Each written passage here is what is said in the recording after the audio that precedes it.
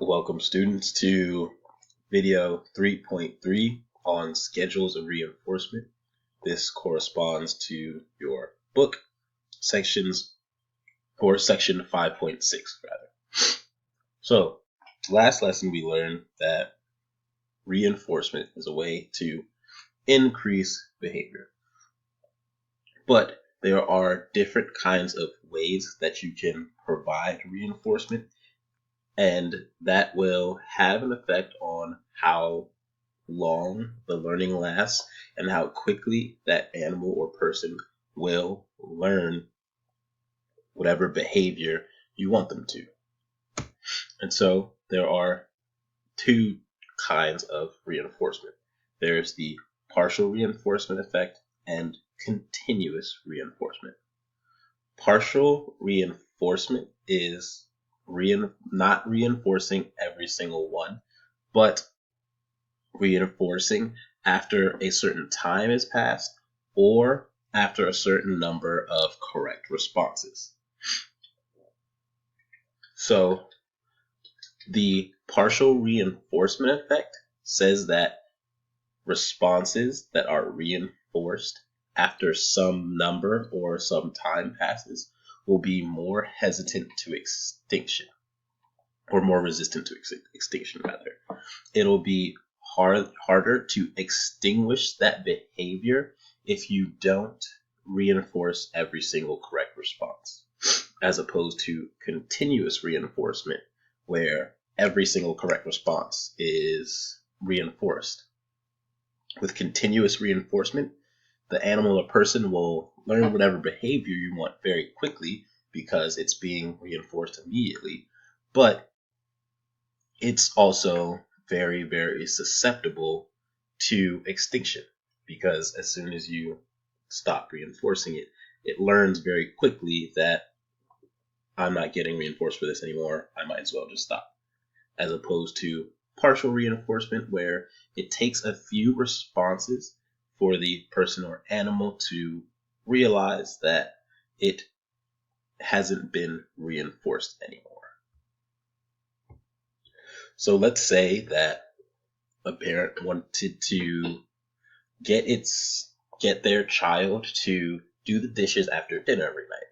And so in order to get them to do that, they give them $10 for every night that they do the dishes.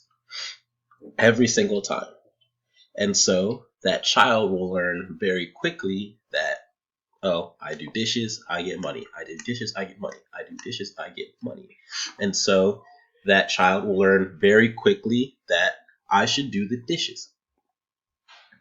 And let's say that after 2 weeks, the parents decide to stop paying the child for doing the dishes.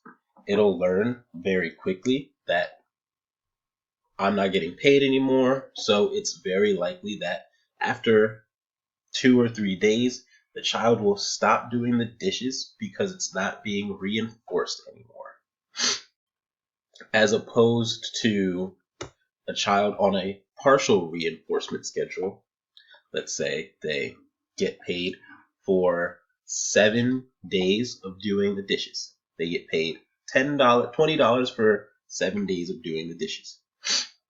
So because they always had to go 7 correct responses or 7 days of doing the dishes before they get paid, after, let's say, a month, if you stop doing it, it would take a week or 2, maybe even 3, before the child stopped doing the dishes because he or she had learned he's not getting reinforced for that behavior anymore. So that dish washing behavior is more hesitant to extinction. So there are 2 factors that can change when talking about schedules of reinforcement. You can have a ratio-based schedule of reinforcement in which you have a reinforcer after a specific correct response, or you can have an interval schedule of reinforcement where the reinforcer is presented after a period of time. and those can be fixed. So after a specific number of responses or a specific period of time has passed, a reinforcer can be presented, or those can be variable after a different number of responses each time or a different period of time. A reinforcer will be presented, and the combination you have will affect how quickly the behavior becomes extinct and how quickly the behavior is learned and what kind of response rate you'll have. For example, this is the graph off to the right of a fixed ratio. So this is reinforcement after a specified number of responses.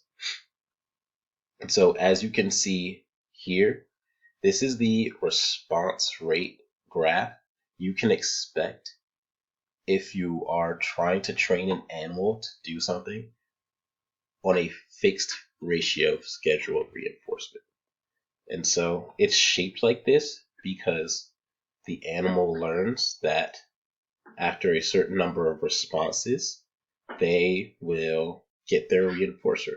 And so once they've gotten their reinforcer, indicated by this slash here, there's this rest period where they don't give any responses because that animal now knows that after this many responses, I now get a reinforcer. So there'll be this rest right here. This graph is opposed to a variable ratio schedule, so reinforcement after a number of responses that changes after every reinforcer, because as you can see, the animal is almost constantly producing whatever response because it never knows which response will be the reinforcer. There is no rest period because it just can't predict which number will be the response that gets reinforced. And so it responds very rapidly and constantly. While that variable means it changes after every one, on average, the same number of responses will be reinforced. And so, for instance, over here on this graph, if this was a rat being trained to press a lever, on average, that rat would be reinforced after every 50 or so responses.